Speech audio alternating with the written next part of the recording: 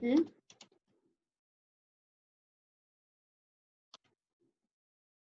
যে একটা দ্রবণ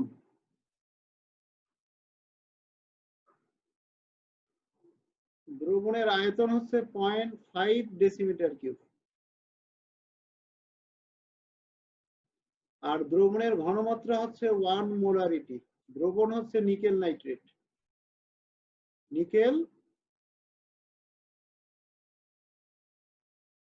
নাইট্রেট দ্রবণ। প্রশ্ন কি ছিল?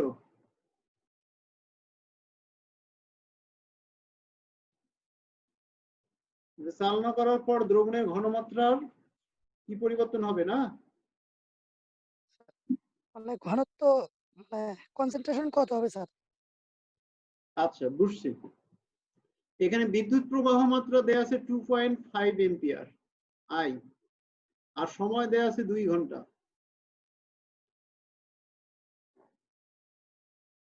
সময় হচ্ছে 2 ঘন্টা। আচ্ছা শোনো, তার আগে আমরা এখানে দেখে নেই নিকেল নাইট্রেট দ্রবণে এখানে ক্যাথোডে কে যাবে? মনে করো নিকেল আয়ন এসে ক্যাটায়ন হিসেবে। তো দ্রবণে নিকেল গিয়ে যদি ক্যাথোডের গায়ে জমা হতে থাকে দ্রবণে নিকেলের ঘনমাত্রা পরিবর্তন হবে। এখানে একটা বিষয় খেয়াল করো, নিকেল 2+ আর 2 নাইট্রেট আয়ন যদি নিকেল নাইট্রেটের ঘনমাত্রা 1 মোলারিটি হয় দ্রবণে নিকেল আয়নের ঘনমাত্রাও কি হবে 1 মোলারিটি। এটা তো বুঝো, এই দ্রবণে নিকেল আয়নের ঘনমাত্রাও কি 1 মোলারিটি। তাহলে দ্রবণে নিকেল আয়নের ভর কত সেটা বের করব। W ইকুয়াল কি CMV ডিভাইডেড বাই 1000। এটা জানা আছে না? জি স্যার। আচ্ছা সির মান কত? 1 মোলারিটি। আর ভর পারমাণবিক ভর নিকেলের পারমাণবিক ভর কত? ধরো 58.9 গুণন আয়তন কত? 0.5 ডেসিমিটার কিউব মানে 500 মিলি। আমরা যেহেতু 1000 ইউজ করতেছি মিলিলিটার এককে দ্রবণের আয়তন হবে সমান সমান কি মানে এই 1 ডেসিমিটার কিউব ইকুয়াল কি 1 লিটার। তাহলে 0.5 ডেসিমিটার কিউব মানে কি 0.5 লিটার। 0.5 লিটার মানে কি 500 মিলিলিটার। ওকে, তাহলে ডিভাইডেড বাই 1000 এই ক্যালকুলেশন করে মান বলো কত আসে? 2 আসে। তাহলে এটা হচ্ছে 29.45 গ্রাম। এটা কি বুঝছো? তাহলে এই দ্রবণে নিকেল যেটা আছে তার ভর হচ্ছে কত? 29.45 গ্রাম। তাহলে এটা তড়িৎ বিশ্লেষণের পূর্বে দ্রবণে নিকেল আয়নের ভর হচ্ছে এটা। তড়িৎ বিশ্লেষণের পর কিছু নিকেল ক্যাথোডে গিয়ে জমা হবে, তাহলে দ্রবণে নিকেলের ভর কমে যাবে। কত ভর কমে যাবে সেটা আমরা বের করব। নিকেল জমা হওয়ার পর দ্রবণে নিকেল কতটুকু আছে সেটা বের করব। তড়িৎ বিশ্লেষণের পর সঞ্চিত নিকেলের ভর, তড়িৎ বিশ্লেষণের ফলে তাহলে তড়িৎ দ্বারে যে নিকেল জমা হবে তার ভর কত হবে? W সমান সমান কি AIT ডিভাইডেড বাই কি NF না? এ হচ্ছে 58.9, আই হচ্ছে 2.5 আর 2 ঘন্টা তার মানে 2 গুণন 3600 সেকেন্ড ভাগ কত?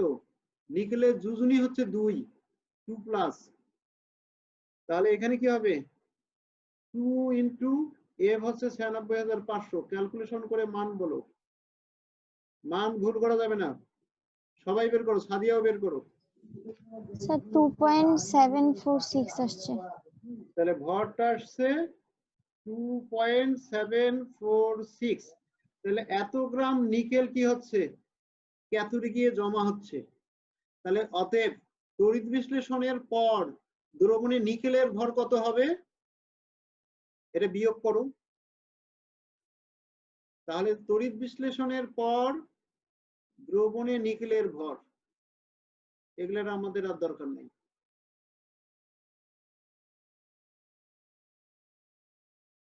কত গ্রাম আসে? স্যার বলো। স্যার এখানে ডাব্লিউ এর মান আমার তো আলাদা আসছে। কত আসছে? ক্যালকুলেশন বললাম ঠিকভাবে বলতে হবে। 5.49 আসছে স্যার।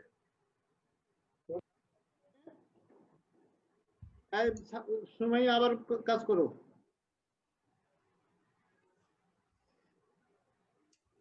দ্রবণে নিকেল এর ভর, তাহলে তোমার আসছে কত? এটা 5.49। স্যার একটা কথা ছিল স্যার, ফ্যারাডে যেটা ধরছেন এফ এর মান, ওখানে মানে 2 × 96,500 আবার হবে না? আবার তো যোজনী আছে, মানে 2 মোল না, মানে যোজনী তো 2 না, এই এনটাই তো যোজনী। মানে যখন ওই যে এমনি করি মানে 1 মোল ইজ ইকুয়াল টু 1 ফ্যারাডে না? ওখানে না, এন এর মানটাই এখানে কি সেটা বলো। 2। ওটার হিসাব তো আলাদা, তাহলে ওখানে ওই দুইটা এখানে তো ডাইরেক্ট বসাচ্ছি আমরা, এটাই তো যোজনী। এখানে তো আলাদা আর কি বসাবো? তুমি কি 4 বসাইছো? হ্যাঁ, আমি তো বাসায় করছি ওইভাবেই। বাসায় এখানে নিকেলের যোজনী কত সেটাই তো বসানো হচ্ছে। আচ্ছা, তাহলে এটা হচ্ছে 5.49 গ্রাম। ওকে, তাহলে তড়িৎ বিশ্লেষণের পর দ্রবণে নিকেলের ভর কত হবে? এটা বিয়োগ করে মান বলো। 29.45 বিয়োগ 5.49 গ্রাম কত আসে?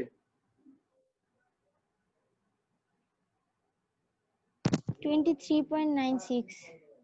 23.96 গ্রাম।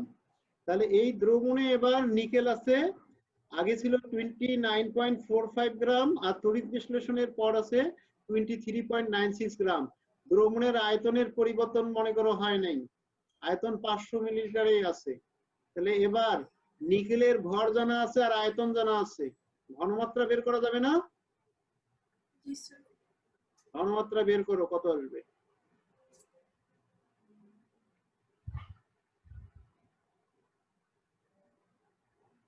তাহলে দ্রবণে নিকেলের ঘনমাত্রা,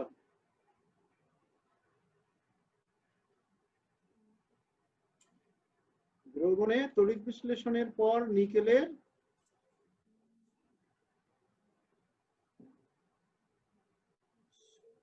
ঘনমাত্রা,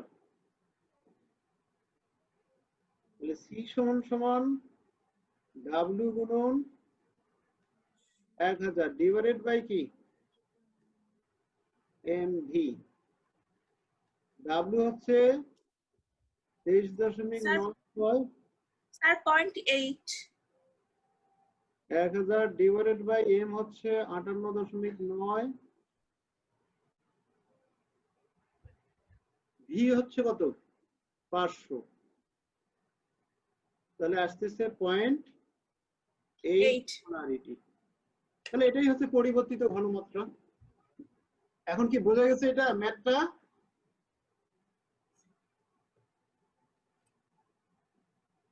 এই মিরাজ বোঝা গেছে? এখন মিলছে কি? হ্যাঁ স্যার। 0.81347 একবারে হুবহু মেলে নাই, তবে কাছাকাছি হয়েছে না? জি স্যার। তাহলে এরকমই হবে। তাহলে এখন পারবা এরকম ম্যাথ করতে?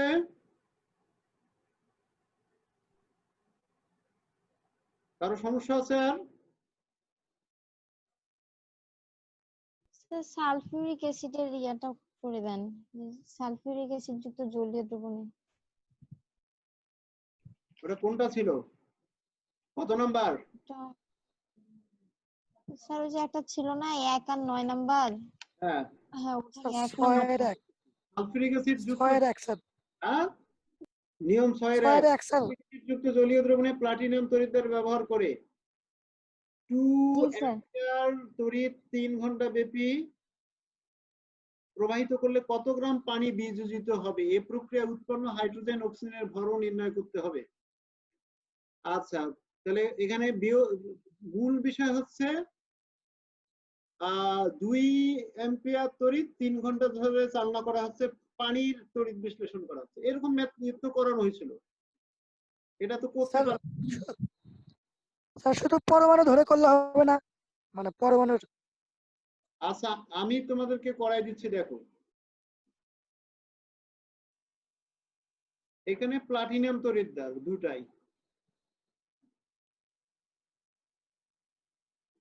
তো পানির তড়িৎ বিশ্লেষণ করা হচ্ছে। সালফুরিক অ্যাসিড মিশ্রিত, এটা সালফুরিক অ্যাসিড খুব অল্প পরিমাণ যোগ করা হয় এখানে পানিতে। তাহলে পানিতে কি কি আয়ন আছে? হাইড্রোজেন আয়ন আর হাইড্রোক্সাইড আয়ন। ওকে, আর খুব সামান্য পরিমাণ সালফুরিক অ্যাসিড এখানে মিশ্রিত করা হয় পানির তড়িৎ পরিবাহিতা বাড়ানোর জন্য। আচ্ছা, এখন এখানে বিদ্যুৎ প্রবাহ মাত্রা হচ্ছে 3 অ্যাম্পিয়ার, আর সময় কত? 3 ঘন্টা। হ্যাঁ স্যার।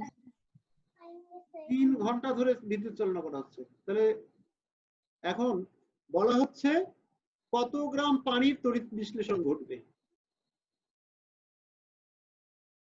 কত গ্রাম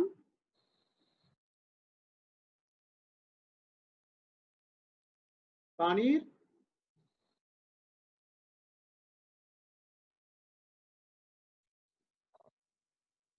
তড়িৎ বিশ্লেষণ ঘটবে? আমরা যে ম্যাথটা করব, সরাসরি পানির তো তড়িৎ বিশ্লেষণে অ্যানোড বা ক্যাথোডে কি সঞ্চিত হবে না, পানি পানি বিয়োজিত হবে। তাহলে যে কোনো হাইড্রোজেন, অ্যানোডে সঞ্চিত হাইড্রোজেনের ভর অথবা ক্যাথোডে সঞ্চিত আমরা কি অক্সিজেনের ভর বের করতে পারি। এখানে অ্যানোড বিক্রিয়া কি হবে? অ্যানোডে মনে করো 4 হাইড্রোক্সাইড যায়, আচ্ছা 2 হাইড্রোক্সাইড ধরলাম, গিয়ে কি হয়, আর 2 ইলেকট্রন ত্যাগ করে কি করে পানি তৈরি হয়, আর মনে করো অক্সিজেন, অক্সিজেন হাফ মোল অক্সিজেন গ্যাস হচ্ছে। হাফ মোল অক্সিজেন গ্যাসের জায়গায় আমরা অক্সিজেন পরমাণু লিখলাম 1 মোল, সমস্যা আছে? হাফ মোল অক্সিজেন গ্যাস আর 1 মোল অক্সিজেন পরমাণু একই বিষয়। তো ওকে, এখন আসো, তার মানে এখানে 16 গ্রাম অক্সিজেন জমা হওয়ার সময় 2 ফ্যারাডে বিদ্যুৎ কি হয়? প্রবাহিত হয়। তাহলে এগুলো তো আমাদের দরকার নাই, 2 মোল ইলেকট্রন, তার মানে এখানে যোজনী হচ্ছে অক্সিজেনের 2। তাহলে অ্যানোডে সঞ্চিত অক্সিজেনের ভর কত হবে? W সমান সমান AIT ডিভাইডেড বাই কি NF। আগে এটা বের করব। এখানে N এর জায়গায় এই যে 2, এই Nটাই হচ্ছে এখানে কি 2। এ হচ্ছে অক্সিজেনের ভর কত? 16 গুণন I হচ্ছে 3 অ্যাম্পিয়ার, 3 ঘন্টা ধরে চালনা করা হয়, তাহলে 3 গুণন কি 3600 ডিভাইডেড বাই কি টুয়াইস এফ, মানে কি এখানে 2 ইনটু 96,500। আচ্ছা, মান বের করে মানটা বলো।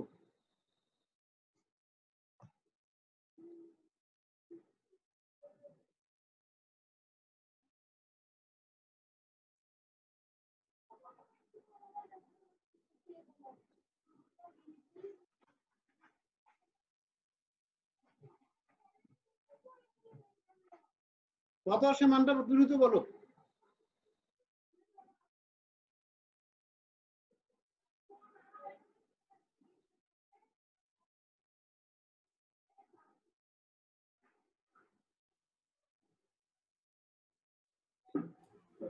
2.68 আচ্ছা, 2.68 কি অক্সিজেন অ্যানোডে জমা হবে। অ্যানোডে 2.68 গ্রাম অক্সিজেন জমা হবে। আচ্ছা, এখন আমরা বাকি হাইড্রোজেনের ভরটাও বের করতে পারি একই ভাবে। তাহলে হাইড্রোজেনের ক্ষেত্রে কি হবে? ক্যাথোডে হাইড্রোজেন জমা হবে, হাইড্রোজেন হচ্ছে AIT ডিভাইডেড বাই কি NF। তাহলে হাইড্রোজেনের পারমাণবিক ভর হচ্ছে 1, এখানে বিদ্যুৎ প্রবাহ মাত্রা 3, আর এটা হচ্ছে কি হচ্ছে 3 গুণন 3600। N হচ্ছে হাইড্রোজেনের দুজনই হচ্ছে 1 গুণন কি 96,500। তাহলে সমান সমান কত হয়?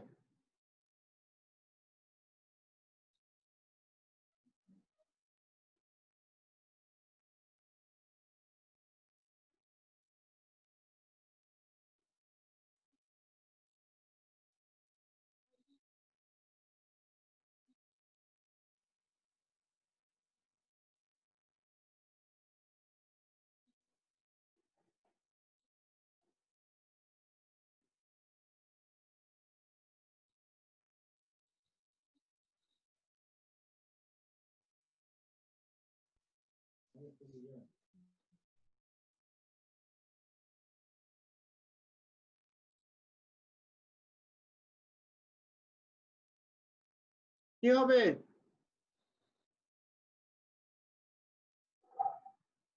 স্যার 0.887।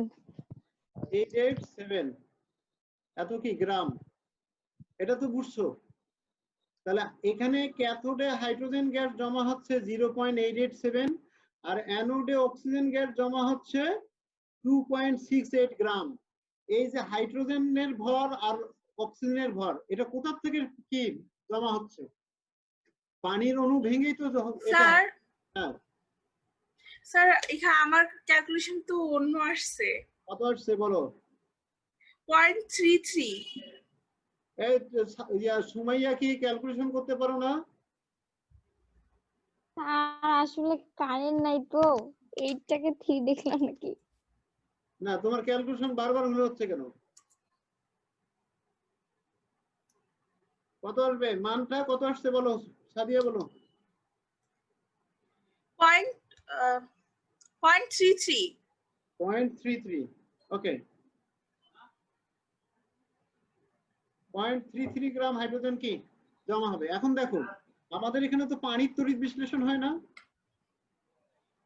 পানির যদি তড়িৎ বিশ্লেষণ করা যায়, মনে করো বিদ্যুৎ চালনা করা হলো, ইলেকট্রিসিটি চালনা করা হলো, পানি ভেঙে কি হয়? হাইড্রোজেন গ্যাস আর অক্সিজেন গ্যাস, এরকম তো।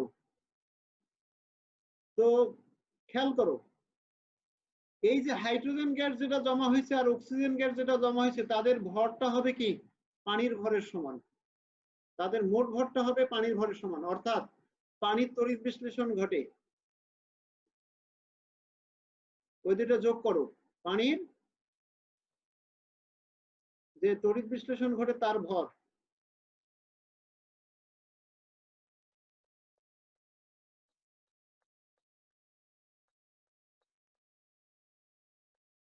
এ দুটো যোগ করলে কত আসে?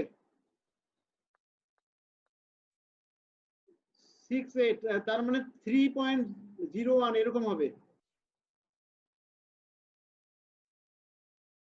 এটা কি বুঝছো এখন?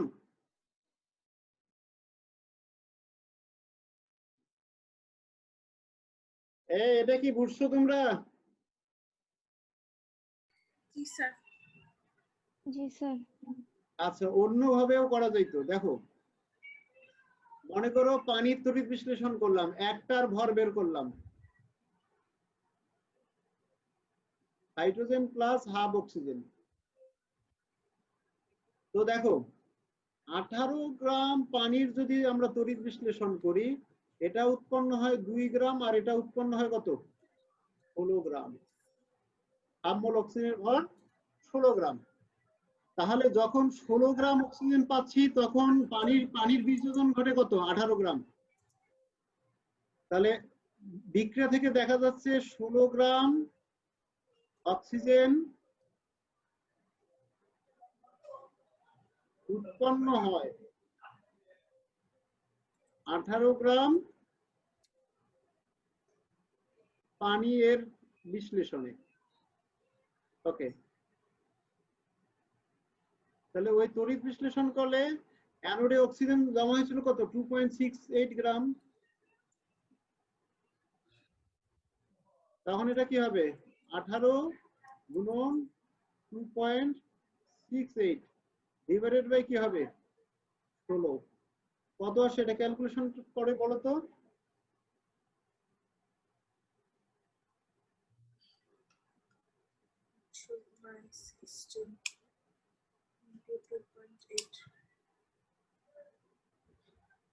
স্যার 3.15।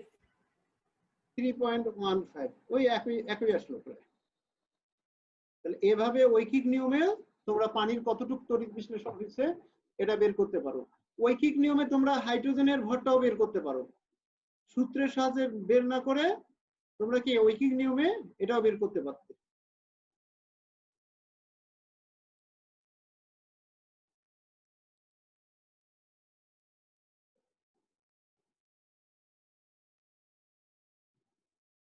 দেখো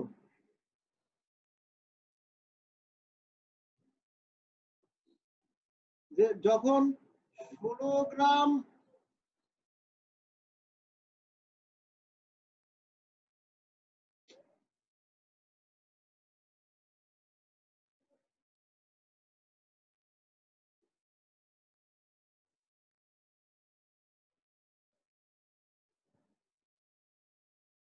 দেখো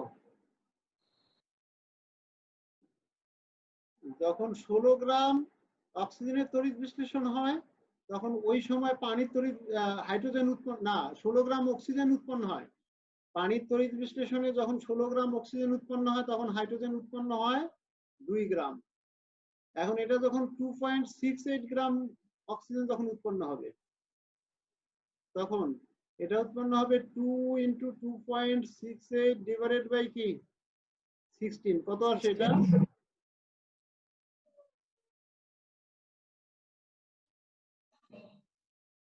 কত আসে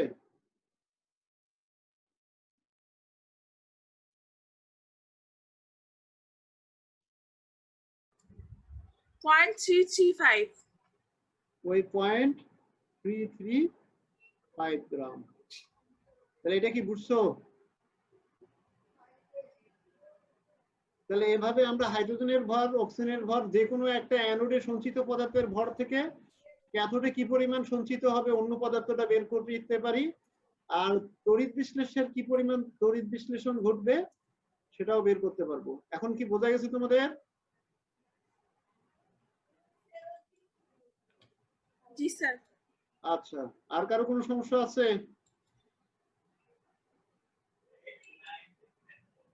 ইলেকট্রন বলো। যে কয়টা ইলেকট্রন মানে আদান প্রদান হলো ওইটা দিয়ে তো হবে স্যার। স্যার সেখানে কি অক্সিজেনের ক্ষেত্রে কি হবে স্যার? 2 আর মানে ক্যালকুলেশন উপরটা স্যার। ক্যালকুলেশনটা তোমার শোনো কি ক্যালকুলেশনের কথা বলতেছো। W সমান A I T divided by কি NF। এই ক্যালকুলেশনে তো মৌলের পারমাণবিক ভর আর মৌলের যোজনী বসাইতে বলছি। শেষ। জি স্যার। আর অক্সিজেনের পারমাণবিক ভর 16, তড়িৎ প্রবাহ মাত্রা 3, টি হচ্ছে 3 ঘন্টা মানে 3 × 3600 ভাগ অক্সিজেনের যোজনী ছিল 2 গুণন এফ হচ্ছে কি 96500। তাহলে শেষ। আর হাইড্রোজেনের ক্ষেত্রে কি হবে, এর জায়গায় হাইড্রোজেনের পারমাণবিক ভর 1, আই হচ্ছে 3 × কি 3600, আর হাইড্রোজেনের ক্ষেত্রে যোজনী 1, এন হচ্ছে 1 আর কি 96500। শেষ। তাহলে মৌলের ক্যাথোডে সঞ্চিত মৌল আর অ্যানোডে সঞ্চিত মৌলের ভর বের করার এই হচ্ছে নিয়ম। কারো সমস্যা আছে আর? তবে বিক্রিয়ার সাথে এই বিষয়টা আলাদা। শোনো, মনে করো 4 হাইড্রোক্সাইড 4 ইলেকট্রন 2H2O প্লাস মনে করো অক্সিজেন, এভাবেও বিক্রিয়াটা লেখা যাবে। এটা হলেও যা, এটাকে পুরো সমীকরণকে 2 দ্বারা ভাগ করলেও তাই। 4 এর জায়গায় যদি 2 দেই 2 হাইড্রোক্সাইড, তখন এটা হয়ে যাবে -2 ইলেকট্রন, এটা হয়ে যাবে 1 মোল পানি, আর এটা হয়ে যাবে কি হাফ মোল অক্সিজেন। এটা কি বুঝছো? জি স্যার। এখন এখানে যদি তুমি অক্সিজেনের পারমাণবিক ভর আর বসাতে পারবা, এখান থেকে হিসাব করতে গেলে অক্সিজেনের আর পারমাণবিক ভর না, অক্সিজেনের আণবিক ভর মনে করো বসাচ্ছ 32, তখন এন এর জায়গায় তোমাকে বসাতে হবে 4। আর যদি এখানে অক্সিজেনের আণবিক ভর বসাও, এখানে কি হাফ মোল অক্সিজেনের ভর বসাও 16 গ্রাম, তখন বসাতে হবে কি 2 ফ্যারাডে। এখানে 4 ফ্যারাডে আর এখানে কি 2 ফ্যারাডে। বোঝা গেছে? জি স্যার। ওকে, তাহলে আর কারো কোনো সমস্যা নাই এই পর্যন্ত? আজকে আরেকটা বিষয় আমরা শুরু করব, সেটা হচ্ছে তড়িৎ রাসায়নিক কোষ। তড়িৎ রাসায়নিক কোষ কিভাবে গঠিত হয়? কোষ দুই প্রকার, রাসায়নিক কোষ দুই প্রকার। একটা তড়িৎ বিশ্লেষ্য কোষ, এতক্ষণ যেটা আলোচনা করলাম সেটা হচ্ছে তড়িৎ বিশ্লেষ্য কোষ। একটা পাত্র নেওয়া হবে, এই পাত্রের মধ্যে কি থাকে? একটা তড়িৎ বিশ্লেষ্য পদার্থ থাকে, তড়িৎ বিশ্লেষ্য, আর এর মধ্যে তড়িৎদ্বার ধাতব পরিবাহী থাকে, অ্যানোড ক্যাথোড। আর এখানে বাইরে থেকে বিদ্যুতের উৎস থেকে বিদ্যুৎ চালনা করা হয়, করলে কোষের ভিতরে যে রাসায়নিক পদার্থটা থাকে, বিদ্যুৎ চালনা করার পর এখানে রাসায়নিক বিক্রিয়া ঘটে, তড়িৎ বিশ্লেষ্য পদার্থের রাসায়নিক বিক্রিয়া ঘটে। তাহলে বাইরের উৎস থেকে বিদ্যুৎ চালনা করার পর যদি কোষের অভ্যন্তরে রাসায়নিক বিক্রিয়া ঘটে, তাহলে এই কোষটাকে বলা হয় তড়িৎ বিশ্লেষ্য কোষ, আর প্রক্রিয়াটাকে বলা হয় তড়িৎ বিশ্লেষণ। রাসায়নিক বিক্রিয়া ঘটে, সেই রাসায়নিক বিক্রিয়াটাকে বলা হয় তড়িৎ বিশ্লেষণ। ওকে, এখন আসো আরেক প্রকারের কোষ আছে, যেমন এখানে তড়িৎ বিশ্লেষ্য থাকবে, ধরো একটা দুটো পাত্র আছে, মনে করো আছে একটা পাত্র, এদিকে ধরো এখানে আছে তোমার কি সালফিউরিক অ্যাসিড দ্রবণ আছে, আর এখানে দুটা তড়িৎদ্বার প্রবেশ করানো হয়েছে, দুটা তড়িৎদ্বার, একটা হচ্ছে কপার তড়িৎদ্বার আর একটা হচ্ছে জিঙ্ক তড়িৎদ্বার। এখানকার তড়িৎদ্বার দুটো একই হতে পারে, আলাদা হতে পারে। মনে করো এটাও প্লাটিনাম, এটাও প্লাটিনাম, অথবা একটা প্লাটিনাম একটা মনে করো গ্রাফাইট। অর্থাৎ যে কোনো ধাতব বা ইলেকট্রনীয় পরিবাহী হলে তড়িৎ বিশ্লেষণ ঘটবে এখানে। গ্রাফাইট দাও, মার্কারি দাও, প্লাটিনাম, লোহা, যাই দাও না কেন, যে কোনো ইলেকট্রনীয় পরিবাহীকে তড়িৎদ্বার হিসেবে এখানে ব্যবহার করা যায়। ইলেকট্রনীয় পরিবাহী যে কোনো হলেই তড়িৎ বিশ্লেষণ ঘটে, কিন্তু এখানে তড়িৎ বিশ্লেষণের মধ্যে যে কোনো তড়িৎদ্বার না, এই তড়িৎদ্বার দুটো অবশ্যই ভিন্ন ধাতব পরিবাহী হতে হবে। তড়িৎদ্বার দুটো কি হতে হবে? অবশ্যই ভিন্ন ধাতব পরিবাহী হতে হবে। এক্ষেত্রে একটা বিষয়, এখানে বাইরে থেকে বিদ্যুৎ এখানে ভিতরে চালনা করার দরকার নাই, এই ভিতর থেকে রাসায়নিক বিক্রিয়া আগে ঘটবে। এখানে আগে রাসায়নিক বিক্রিয়া ঘটে, আর রাসায়নিক বিক্রিয়া থেকে বিদ্যুৎ উৎপন্ন হয়। এই উৎপন্ন বিদ্যুৎ বাইরে যায়, ইলেকট্রন যে আদান প্রদান হয় এগুলো বাইরে যায়। যাওয়ার পর মনে করো এখানে যদি একটা ইলেকট্রনিক ডিভাইস রাখি, যদি বাল্ব রাখি বাল্বটা জ্বলে উঠবে, ফ্যান রাখি ফ্যানটা ঘুরবে, অন্য কোনো রাসায়নিক ডিভাইস রাখলে ওই ডিভাইসটা চলবে, বা ভোল্টামিটার রাখলে ভোল্টামিটারের কাঁটায় বিক্ষিপ্ত হবে। তাহলে রাসায়নিক বিক্রিয়া থেকে যে কোষের মাধ্যমে কি হয়, বিদ্যুৎ উৎপন্ন হয়, তাকে বলা হয় গ্যালভানিক কোষ। কি কোষ? গ্যালভানিক কোষ বা ভোল্টিক কোষ। এখন এখানে একটা বিষয়,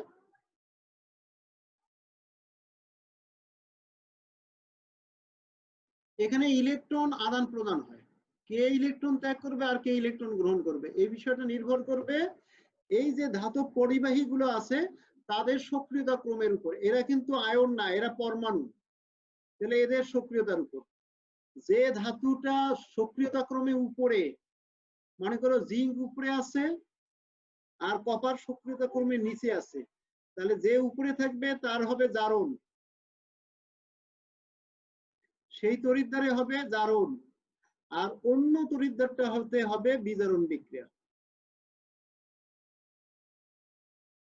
তাহলে এইখানে গ্যালভানিক কোষে কোন তড়িৎদ্বারে জারণ আর কোন তড়িৎদ্বারে বিজারণ ঘটবে এটা সক্রিয়তা ক্রম অনুসারে আমরা নির্ধারণ করব। যে ধাতুটা সক্রিয়তা ক্রমে উপরে থাকবে তাতে ঘটবে জারণ, আর যে ধাতুটা সক্রিয়তা ক্রমে নিচে থাকবে ওই তড়িৎদ্বারে ঘটবে বিজারণ বিক্রিয়া। এটা কি বুঝছো তোমরা? তাহলে এই হচ্ছে মোটামুটি তড়িৎ বিশ্লেষ্য কোষ আর গ্যালভানিক কোষ। অনেক সময় এটাকে ভোল্টীয় কোষ বলা হয়। ভোল্টীয় কোষের মধ্যে পার্থক্য বোঝা গেছে তোমাদের? কারো কি সমস্যা আছে?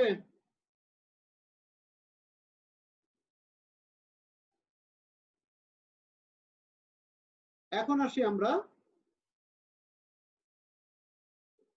তাহলে আমরা জানি বার্জনিক বর্তনীর মধ্যে দিয়ে ইলেকট্রন প্রবাহ যেদিকে যায় তড়িৎ প্রবাহ তার বিপরীত দিকে যাবে, এটা তো আগে থেকেই জানো। গ্যালভানিক সেলে যে তড়িৎদ্বারে জারণ হয় তার ঋণাত্মক তড়িৎদ্বার এবং একে অ্যানোড বলে।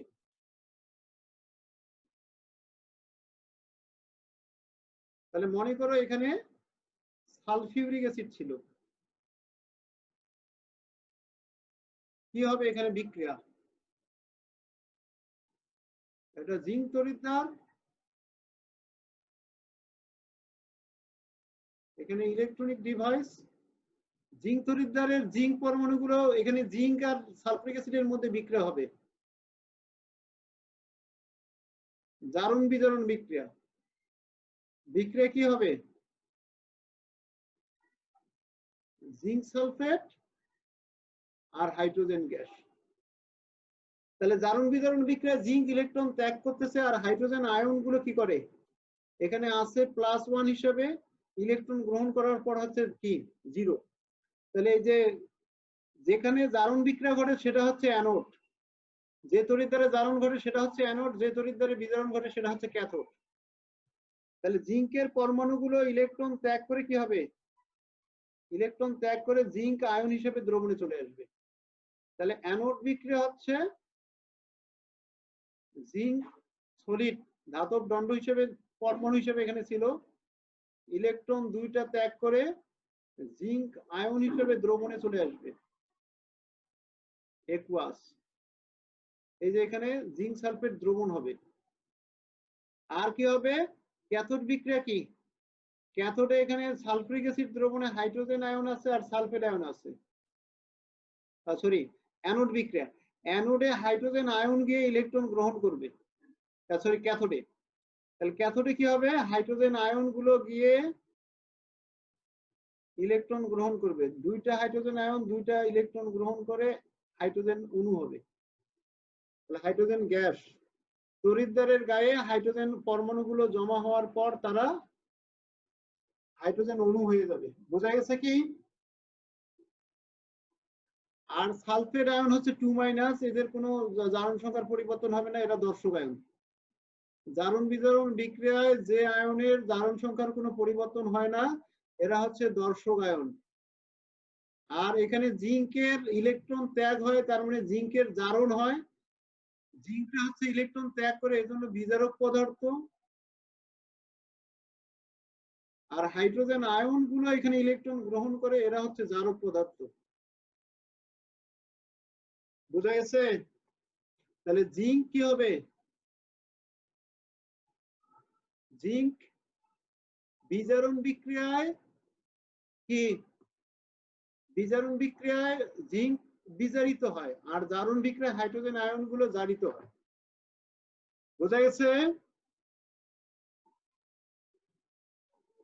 ওকে, এখন দেখো তাহলে জারণ, অ্যানোডের সংজ্ঞায় বলছি যে তড়িৎদ্বারে জারণ হয় তাকে অ্যানোড বলে, আর যে তড়িৎদ্বারে বিজারণ হয় তাকে কি ক্যাথোড বলে। আচ্ছা, এই গ্যালভানিক কোষ দুই প্রকার। গ্যালভানিক কোষগুলোকে কি প্রাইমারি সেল বলা হচ্ছে। এগুলো কি যেগুলো রিসার্চ করা যায় না তারা হচ্ছে প্রাইমারি কোষ। রিসার্চ করা যায় না এরা হচ্ছে কি প্রাইমারি কোষ। প্রাথমিক কোষ দুই প্রকার, এক তরল কোষ আর দুই তরল কোষ। এক তরল কোষের উদাহরণ হচ্ছে লেগল্যান্স কোষ। লেগল্যান্স কোষের উদাহরণ তোমরা 9-10 এ পড়ছো, ড্রাই সেল যেটা। আর ডেনিয়াল কোষ, ডেনিয়াল সেল যেটা দুই তরল কোষ। তাহলে যেগুলো রিসার্চ করা যায় না এগুলোকে বলা হয় প্রাথমিক কোষ। আর প্রাথমিক কোষ এক তরল বিশিষ্ট হতে পারে আবার দুই তরল বিশিষ্ট হতে পারে। যেমন ড্রাই সেলে একটা পাত্র থাকে, আর এই যে জিঙ্ক তড়িৎদ্বার থাকে, জিঙ্কের খোলক, জিঙ্কের কৌটা, তাহলে জিঙ্কের কৌটাটাই হচ্ছে এখানে কি অ্যানোড হিসেবে কাজ করবে। আর ভিতর দিয়ে গ্রাফাইটের দণ্ড থাকে। এই গ্রাফাইটের দণ্ডটা এখানে কি হিসেবে কাজ করে?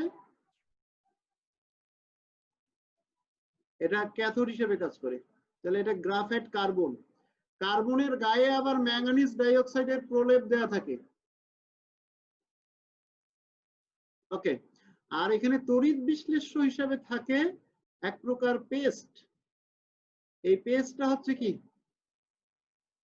জিঙ্ক ক্লোরাইড এবং অ্যামোনিয়াম ক্লোরাইডের মিশ্রণ। ওকে, তোমাদের কি বোঝা গেছে?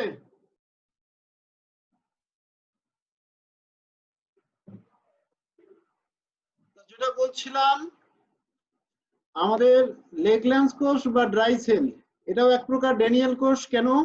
এটা এক প্রকার কি গ্যালভানিক কোষ। কেন? এটাতে রাসায়নিক বিক্রিয়া থেকে বিদ্যুৎ উৎপন্ন হয়। তাহলে আমাদের জিঙ্কের কৌটাটাও এখানে অ্যানোড হিসেবে কাজ করে, আর গ্রাফাইট দণ্ডটা এখানে ক্যাথোড হিসেবে কাজ করে। গ্রাফাইট দণ্ডের উপরে কি ম্যাঙ্গানিজ ডাইঅক্সাইডের প্রলেপ দেওয়া থাকে। ওকে, আর এখানে কি থাকে জিঙ্কের কৌটাটা অ্যানোড হিসেবে কাজ করে। আর তড়িৎ বিশ্লেষ্য হিসেবে এখানে কি থাকে জিঙ্ক ক্লোরাইড এবং অ্যামোনিয়াম ক্লোরাইডের মিশ্রণ। তাহলে এটা অ্যানোড হিসেবে জিঙ্ক কি করে ইলেকট্রন ত্যাগ করে। অ্যানোড বিক্রিয়া কি 19 এ পড়ছো, এটা দ্রুত একটু দেখা দিচ্ছি। জিঙ্ক ইলেকট্রন ত্যাগ করে জিঙ্ক আয়ন হিসেবে দ্রবণে চলে আসে। এখানে কোনো পানি ব্যবহার করা হয় না, জিঙ্ক ক্লোরাইড এবং অ্যামোনিয়াম ক্লোরাইডের পেস্ট ব্যবহার করা হয়, তরল দ্রবণ ব্যবহার করা হয় না। এজন্য এটাকে বলা হয় ড্রাই সেল। ওকে, আর এই যে এখানে জিঙ্ক তড়িৎদ্বারের এই যে কৌটার যে জিঙ্ক পরমাণুগুলো আছে ইলেকট্রন ত্যাগ করে তারা জিঙ্ক আয়ন হিসেবে দ্রবণে আসে। ওকে, জিঙ্ক আয়ন হিসেবে দ্রবণে আসে। আর ক্যাথোডে কি হয়? ক্যাথোডে মূলত দেখো যে অ্যামোনিয়াম আয়ন আছে না, ওগুলার তেমন পরিবর্তন হয় না। ম্যাঙ্গানিজ ডাইঅক্সাইড আছে এই যে তড়িৎদ্বারের গায়ে, ম্যাঙ্গানিজ ডাইঅক্সাইড। এই ম্যাঙ্গানিজ ডাইঅক্সাইডের ম্যাঙ্গানিজ গুলো আছে 4+। এরা ইলেকট্রন গ্রহণ করে। তাহলে দুইটা ম্যাঙ্গানিজ দুইটা ইলেকট্রন হয়ে যায় ম্যাঙ্গানিজ 3+। তাহলে Mn2O3 হয়ে যাচ্ছে, Mn2O3। তাহলে ম্যাঙ্গানিজ ট্রাইঅক্সাইড উৎপন্ন হচ্ছে। আর অক্সিজেন দেখো একটা অক্সাইড আয়ন আলাদা হয়ে যাচ্ছে, একটা অক্সাইড আয়ন। তাহলে এইখানে এভাবে অ্যানোডে জিঙ্ক ইলেকট্রন ত্যাগ করে আর ক্যাথোডে ম্যাঙ্গানিজ আয়ন 4+, ওগুলো ইলেকট্রন গ্রহণ করে ম্যাঙ্গানিজ 3+ এ পরিণত হয়। এই হচ্ছে এখানকার মোটামুটি জারণ বিজারণ বিক্রিয়া। তাহলে এই জারণ বিজারণ বিক্রিয়ায় যে ইলেকট্রনের আদান প্রদান হয় সেই আদান প্রদানকৃত ইলেকট্রন, মনে করো এখানে এর গ্রাফাইটের দণ্ডের উপরে কি পিতলের ক্যাপ করানো থাকে, এটা হচ্ছে এখানে কি ক্যাথোড, বিজারণ ঘটে ক্যাথোড, আর জিঙ্কের জারণ ঘটে, জিঙ্কের যে পাত্রটা আছে সেটাই অ্যানোড হিসেবে কাজ করে। এই হচ্ছে মোটামুটি রাসায়নিক বিক্রিয়া, এখানে বিদ্যুৎ উৎপন্ন হয়। এটা পরে আমরা আলোচনা করব। আর একটা হচ্ছে ড্যানিয়েল কোষ, সংক্ষেপে আমরা একটু আলোচনা করে নেই। গ্যালভানিক কোষের সেলের প্রকৃত উদাহরণ হচ্ছে কি ড্যানিয়েল কোষ। কোষের প্রতিটি তড়িৎদ্বার তড়িৎ বিশ্লেষ্য যুগলকে অর্ধকোষ বলে। তাহলে এই যে ড্যানিয়েল কোষ এভাবে গঠিত হয়। এটাও 910 এ ছিল তোমাদের, যে একটা পাত্রের মধ্যে জিঙ্ক সালফেট দ্রবণ থাকবে আর একটা পাত্রের মধ্যে কপার সালফেট দ্রবণ থাকবে। তাহলে এখানে জিঙ্ক সালফেট দ্রবণ, আর জিঙ্ক সালফেট দ্রবণে জিঙ্ক দণ্ড প্রবেশ করাবো, আর কপার সালফেট দ্রবণে, তাহলে এটা হচ্ছে কপার সালফেট দ্রবণ CuSO4,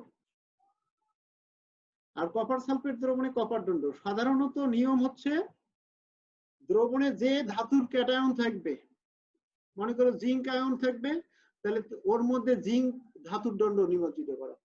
কপার সালফেট দ্রবণে কপার আয়ন আছে, তাহলে এর মধ্যে কপার দণ্ড প্রবেশ করানো।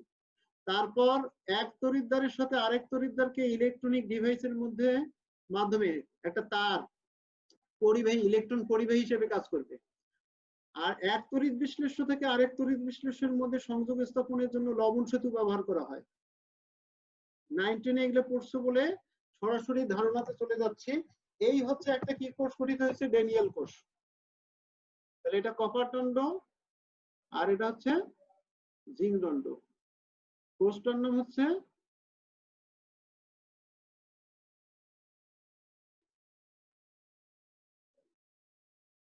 ড্যানিয়েল কোষ। বোঝা গেছে তোমাদের? তাহলে এই যে জিঙ্ক সালফেট দ্রবণ আর জিঙ্ক দণ্ড, এই তড়িৎদ্বার জিঙ্ক আর তড়িৎ বিশ্লেষ্য জিঙ্ক সালফেট, এই দুটা মিলে যে যেটা গঠিত হচ্ছে সেটাকেই বলা হচ্ছে অর্ধকোষ। তাহলে কোষের প্রতিটি তড়িৎদ্বার ও তড়িৎ বিশ্লেষ্য যুগলকেই বলা হচ্ছে অর্ধকোষ। তাহলে এটা হচ্ছে একটা অর্ধকোষ আর এটা হচ্ছে একটা অর্ধকোষ, দুইটা অর্ধকোষের সমন্বয়ে একটা পূর্ণ কোষ গঠিত হয়। এই পর্যন্ত কি তোমরা বুঝছো? স্যার এখানে সল্ট ব্রিজ না থাকলে বিদ্যুৎ পরিবহন হবে না। কেন হবে না, এটা লবণ সেতুর আলোচনায় আমরা পরবর্তীতে করব। কোষ গঠন বুঝছো কিনা? জি স্যার। ওকে। তো প্রমাণ তড়িৎদ্বার বিভবকে প্রমাণ তড়িৎদ্বার বিজারণ বিভব বলে, এটা আমরা পরে আলোচনা করব। আচ্ছা, এখানে প্রমাণ যে বিষয়টা বুঝাচ্ছে, যে প্রমাণ তড়িৎদ্বার বলতে কি বোঝায়, প্রমাণ অবস্থা বলতে কি বোঝাচ্ছে? প্রমাণ অবস্থা বলতে কোষে দ্রবণের ঘনমাত্রা যদি 1 মোলারিটি হয়, দ্রবণের ঘনমাত্রা 1 মোলারিটি, আর যদি কোনো গ্যাস থাকে সংশ্লিষ্ট গ্যাসের চাপ যদি 1 অ্যাটমসফিয়ার হয়, আর কোষের তাপমাত্রা যদি 25 ডিগ্রি সেন্টিগ্রেড হয়, অর্থাৎ এসএটিপির শর্ত। এসএটিপি তে তাপমাত্রা হচ্ছে 25 ডিগ্রি সেন্টিগ্রেড তাপমাত্রা, চাপ হচ্ছে 1 অ্যাটমসফিয়ার, আর এখানে যে তড়িৎ বিশ্লেষ্য ব্যবহার করব তার ঘনমাত্রা যদি 1 মোলারিটি হয়, ওই অর্ধকোষটাকে বলবো আমরা প্রমাণ অর্ধকোষ। প্রমাণ অর্ধকোষ। এখন অর্ধকোষটার মধ্যে যদি জারণ বিক্রিয়া ঘটে তখন সেটাকে আমরা বলবো প্রমাণ জারণ অর্ধকোষ, আর অর্ধকোষটাতে যদি বিজারণ বিক্রিয়া ঘটে সেটাকে বলবো প্রমাণ বিজারণ অর্ধকোষ। ওকে, তাহলে তড়িৎদ্বার এখানে দুই প্রকার, জারণ তড়িৎদ্বার আর বিজারণ তড়িৎদ্বার, বা অ্যানোড এবং ক্যাথোড। একটা অর্ধকোষ জারণ অর্ধকোষ হবে যেটাতে জারণ বিক্রিয়া ঘটবে, আর একটাতে বিজারণ বিক্রিয়া ঘটবে, সেটা বিজারণ অর্ধকোষ। ওকে, তাহলে তাপমাত্রা 25 ডিগ্রি সেন্টিগ্রেড, চাপের ক্ষেত্রে 1 অ্যাটমসফিয়ার চাপ, আর দ্রবণের ঘনমাত্রা 1 মোলারিটি, আর যেসব তড়িৎদ্বারে কোনো ধাতব বস্তুর সংযোগ থাকে না সেসব ক্ষেত্রে প্লাটিনাম ধাতু ব্যবহার করা হয়। আচ্ছা, এভাবে আমরা তড়িৎদ্বার গঠন করি। কোষের তড়িৎচলক বল নির্ণয়ের আগে আমরা কয়েকটা জিনিস শিখবো, সেটা হচ্ছে অর্ধকোষের শ্রেণী বিভাগটা আগে পড়ে নেব। এই অর্ধকোষের বা তড়িৎদ্বারের শ্রেণী বিভাগ, এই আলোচনাটা হচ্ছে আমাদের নেক্সট লেকচার। তড়িৎদ্বারের শ্রেণী বিভাগ এবং কি বা অর্ধকোষের শ্রেণী বিভাগ, এটা হচ্ছে আমরা নেক্সট লেকচারে আলোচনা করবো। আজকে এই পর্যন্তই থাক, সবাই ভালো থেকো, আল্লাহ হাফেজ।